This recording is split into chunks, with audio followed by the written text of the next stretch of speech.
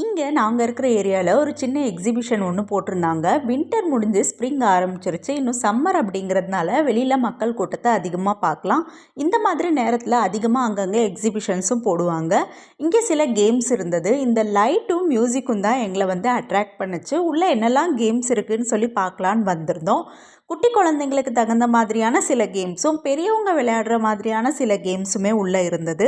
Car racing game, அதுக்கப்புறமா இந்த ஸ்வானில் குழந்தைங்கள உட்கார வச்சு ரவுண்ட் அடிக்கிறது, அது மேலேயும் கீழேயும் அந்த ஸ்வான் போயிட்டு வர்றது, அதுக்கப்புறமா இந்த பெரிய பலூன், இதில் ஜம்ப் பண்ணி விளையாட குழந்தைங்களுக்கு அவ்வளோ பிடிக்கும்.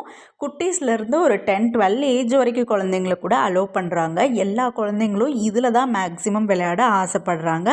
அதுக்கப்புறமா ட்ரெயின், காரு, இந்த மாதிரியான ரவுண்ட் அடிக்கிற மாதிரியான கேம்ஸு கூடவே பார்த்திங்கன்னா இந்த மாதிரி ட்ராம்ப்ளின்ஸும் வச்சுருந்தாங்க. நம்மளுக்கு நல்லா செக்யூராக பெல்ட் எல்லாம் போட்டு விட்ருவாங்க. குழந்தைங்க நல்லா ஜம்ப் பண்ணி விளையாடலாம். பெரியவங்க விளையாடுற மாதிரியான ஒரு சில கேம்ஸுமே இருந்தது. இது மிக்கி மவுஸ் தீமில் இருக்கக்கூடிய அந்த பலூன் கேம் தான். இதுலேயும் நல்லா குதிச்சு நல்லா விளையாண்டாங்க.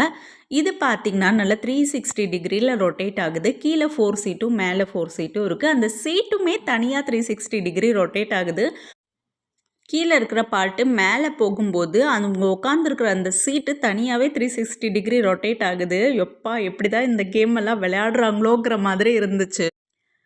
எனக்கு இதில் போகணுன்னு ரொம்ப ஆசைங்க. இது பாருங்கள், ஊஞ்சல் மாதிரி தொங்க விட்டுருக்காங்க. இது நல்லா சுற்றிக்கிட்டே இருக்கும்போது அப்படியே கீழேருந்து மேலே வரைக்கும் போகும். 360 டிகிரி ரொட்டேட்டும் ஆகிக்கிட்டு இருக்கும். ஊஞ்சல் மாதிரி சூப்பராக ஸ்விங் ஆகிட்டுருக்கும். இதில் போகணுன்னு எனக்கு ரொம்ப ஆசை.